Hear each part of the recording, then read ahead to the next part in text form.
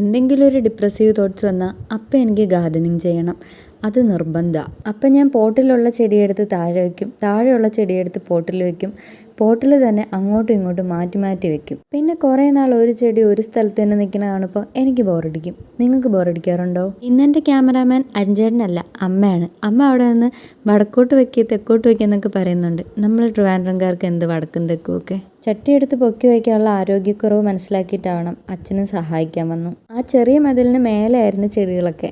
ഇപ്പം നമ്മൾ വേറൊരു പ്ലാനുണ്ട്, മതിലിന് അപ്പുറം ഇപ്പുറമായിട്ട് കുറേ ചട്ടികൾ വയ്ക്കാമെന്ന്. അങ്ങനെ ആ പരിപാടികളൊക്കെ കഴിഞ്ഞ് റെഡിയാകുന്ന കണ്ട എന്തോ സിനിമയ്ക്ക് പോകാനാണെന്ന് തോന്നുമെങ്കിലും അതല്ല, മീൻ വാങ്ങാൻ പോകലാണ് അടുത്ത പ്ലാൻ.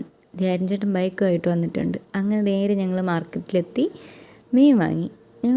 ഒരാഴ്ചത്തേനുള്ള മീനൊക്കെ ഒരുമിച്ച് വാങ്ങി അങ്ങ് ഫ്രീസറിൽ സൂക്ഷിക്കാറാണ് പതിവ്. അപ്പോൾ ധ്യാൻചേട്ടൻ്റെ ഫേവറേറ്റ് കക്കയിറച്ചി. അങ്ങനെ മീനെല്ലാം നമ്മൾ സ്റ്റോർ ചെയ്തു.